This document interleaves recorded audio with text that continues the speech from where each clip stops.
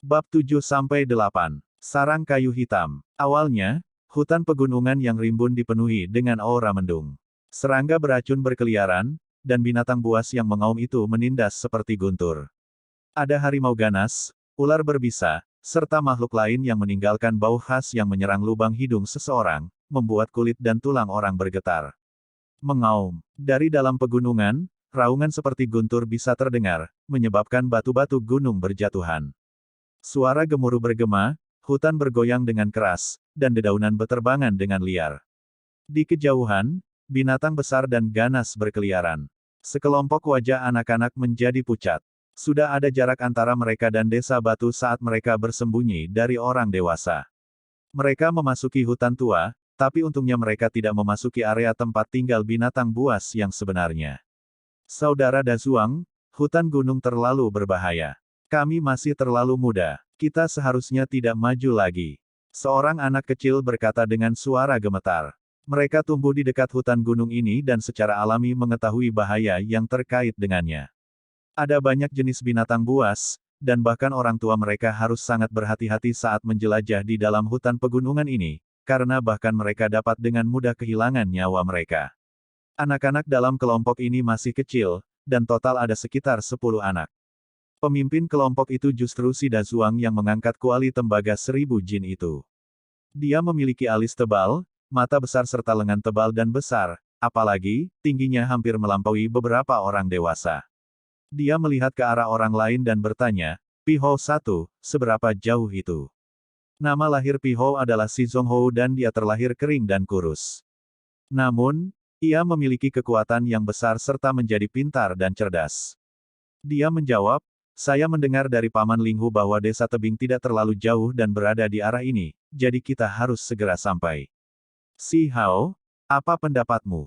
Si Dazuang bertanya. Di masa lalu, Si Hao hanyalah sekelompok kumbang gelandangan anak-anak dan selalu ikut kemanapun mereka pergi.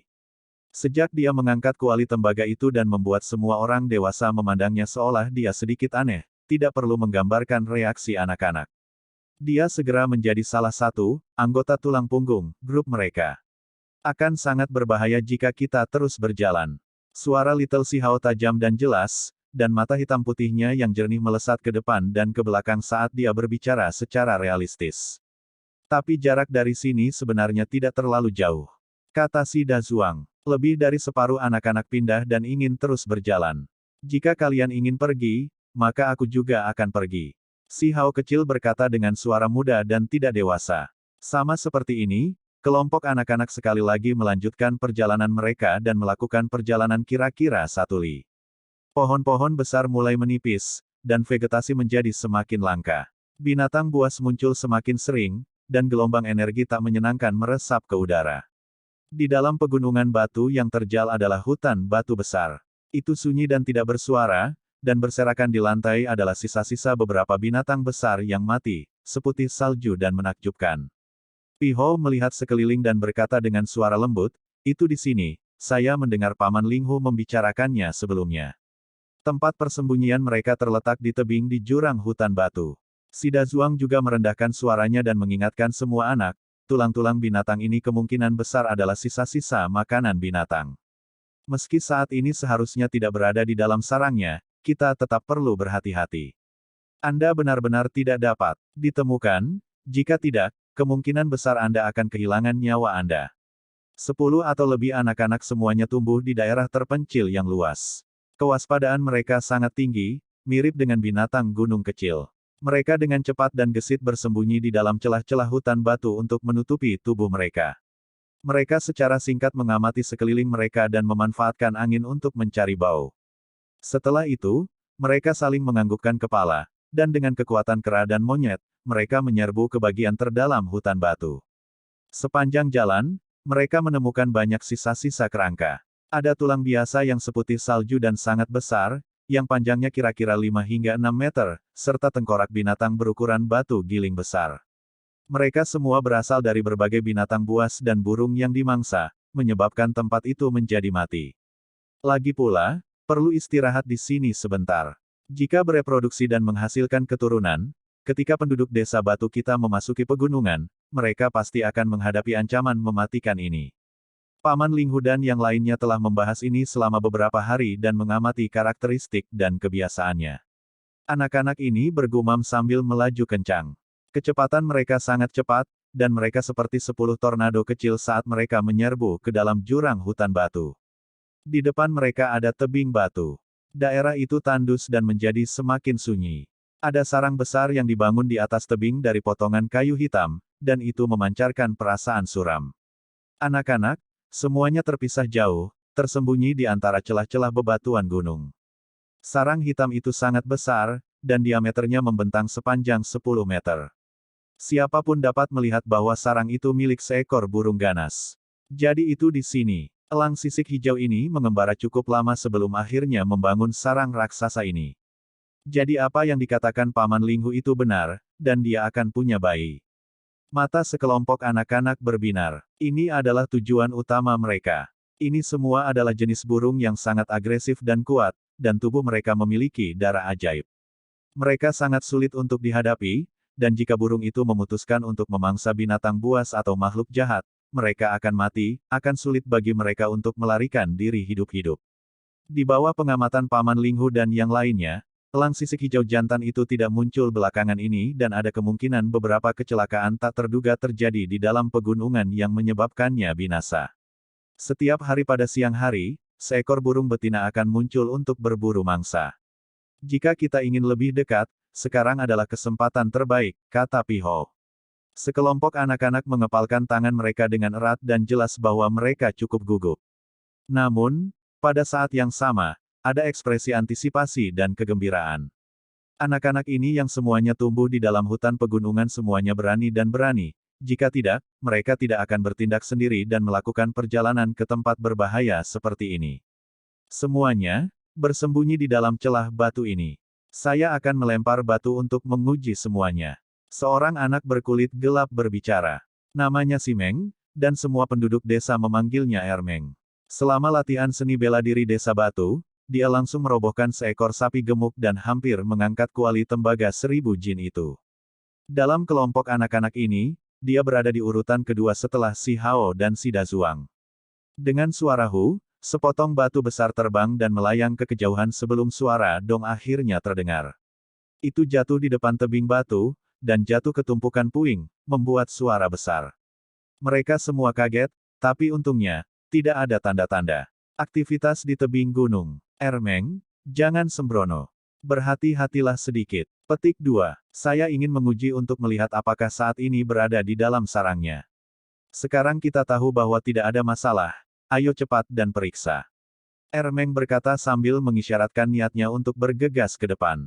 Saudara Ermeng, mari kita tunggu sebentar. Si Hao kecil berbicara sambil meraih batu berukuran pantas dan melemparkannya dengan paksa. Dengan suara sohu, ia terbang menuju tebing batu dan mendarat di dekat sarang dengan suara gema yang keras. Setelah beberapa saat, tebing gunung menjadi sangat damai kembali, dan elang sisik hijau tidak benar-benar muncul. Ayo pergi. Kelompok anak-anak itu seperti sekelompok binatang buas, dan dengan teriakan keras, mereka menyerbu dengan kecepatan kilat menuju tebing berbatu. Saudara Dazuang dan yang lainnya menunggu di sini. Biarkan saya pergi ke sana dan melihat-lihat dulu, kata Si Hao. Kamu adalah bayi kecil yang bahkan belum berhenti minum susu. Sudah cukup jika Anda hanya berdiri di samping dan menonton. Kita akan pergi. Si Dazuang berbicara, dan sekelompok anak-anak tertawa. Bahkan sekarang, si kecil masih minum susu, dan terus-menerus diejek. Saya mulai makan daging sejak lama. Saya hanya meminumnya kadang-kadang sebagai air. Si kecil bertingkah kesal dan mengernyitkan hidungnya. Dia menatap dengan mata besarnya yang seperti permata hitam besar saat mencoba membela diri. Tentu saja, si kecil sangat pintar dan tahu bahwa anak-anak yang lebih besar tidak benar-benar mengejeknya tetapi lebih menjaganya. Mereka tidak mau membiarkan dia menjadi orang pertama yang mengambil risiko naik. Aku lebih cepat dari kalian jadi jika ada bahaya, aku juga bisa kabur dengan cepat. Si kecil tidak menunggu tanggapan mereka, dan seperti monyet kecil, dia bergegas dengan suara sohu dan mulai memanjat tebing batu dengan cerdik dan gesit. Jangan sampai dia memperhatikan kita. Kami juga akan pergi. Si Dazuang, Ermeng dan Piho semua mengikuti di belakang dan juga mengejar seperti monyet. Tebing itu memiliki banyak retakan, dan anak-anak meminjamnya untuk memanjat dengan cepat. Mereka tumbuh di pegunungan besar di sepanjang hutan. Secara alami, kemampuan memanjat mereka hebat dan tidak kalah dengan kera jahat pegunungan. Akhirnya aku naik sampai ke puncak. Tebing batu tingginya 300 meter. Setelah si kecil tiba, 3 orang lainnya tiba tak lama kemudian.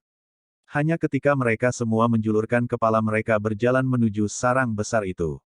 Sungguh sarang yang sangat besar. Pi Hou tersentak kagum. Berdiri sedikit lebih dekat sambil menonton, mereka semua merasa itu mengejutkan. Sarangnya lebarnya 10 meter dan terbuat dari kayu hitam. Itu menempati sebagian besar puncak tebing dan bahkan lebih besar dari salah satu rumah Stone Village. Di luar tempat tinggal burung itu, ada juga beberapa tulang besar berlumuran darah lengket di atas tebing. Masing-masing lebih tinggi dari orang dewasa, dan benar-benar mengerikan. Secara khusus, di atas tulang binatang seukuran batu giling itu, masih ada beberapa bekas cakar yang menakutkan.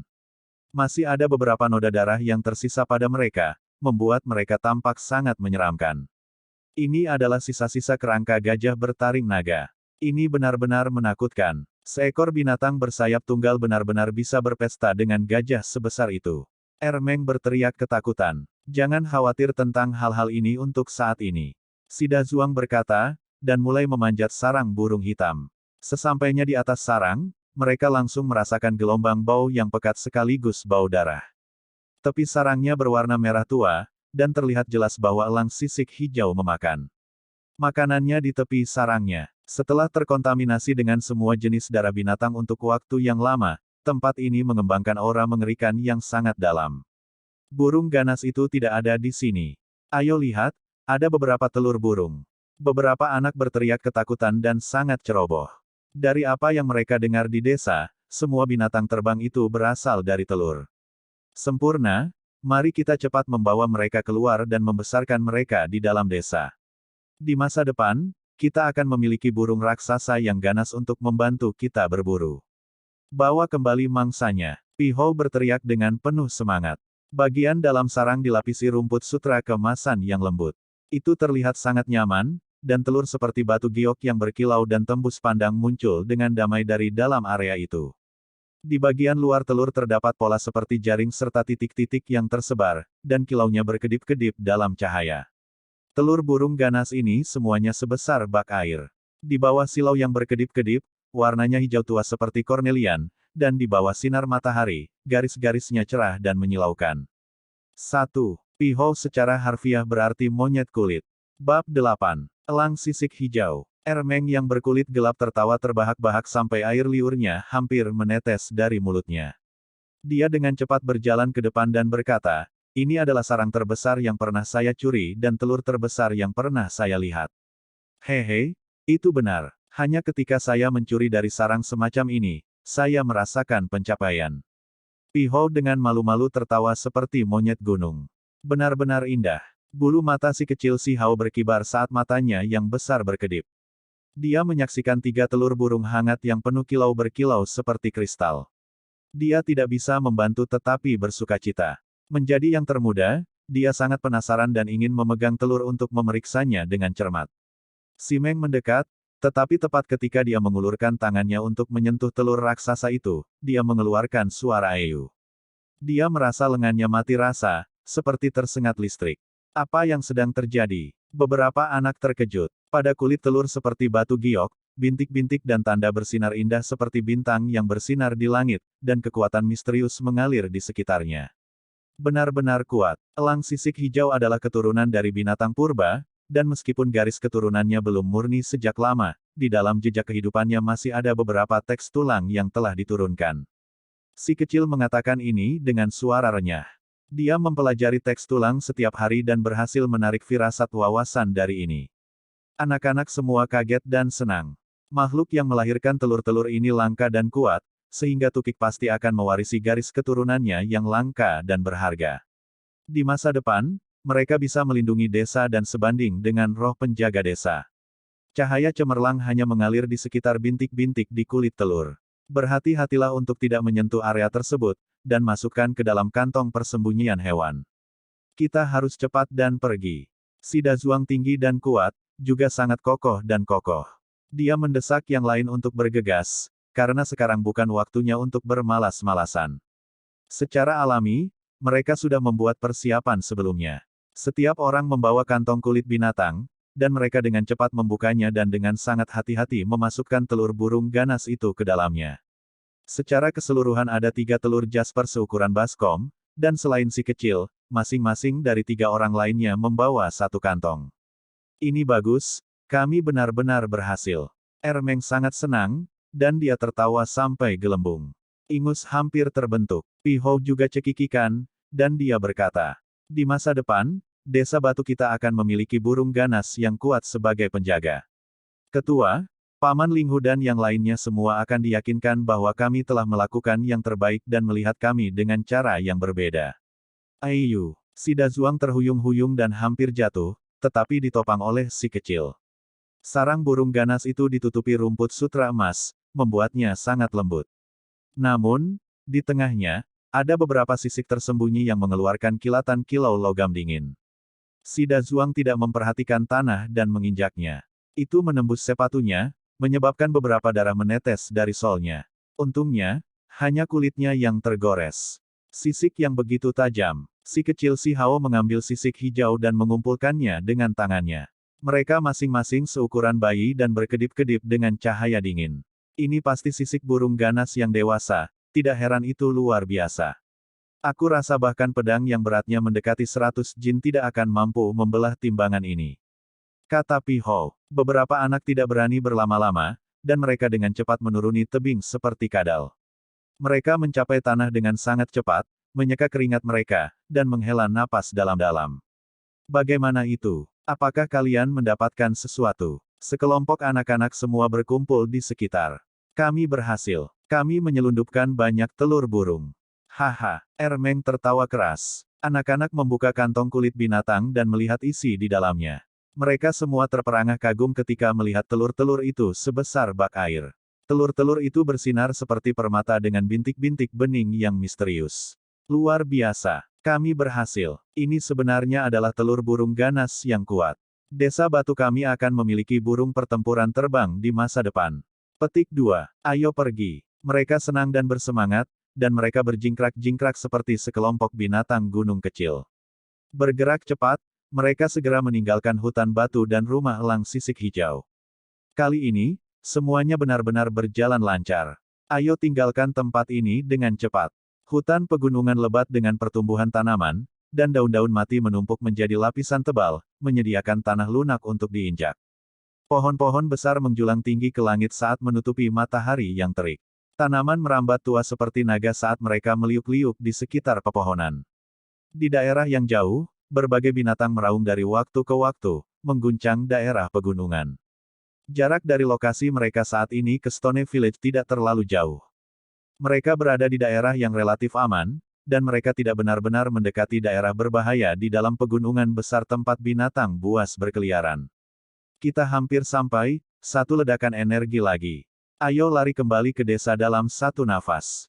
Meskipun kelompok anak-anak sangat bersemangat, mereka masih merasakan sedikit kekhawatiran di dalam hati mereka. Bagaimanapun, itu adalah elang sisik hijau yang bahkan membuat semua orang dewasa terkuat dan terkuat dari desa merasa takut. Mereka berhasil mengambil telur elang sisik hijau dari dalam sarangnya, dan itu tidak terasa nyata.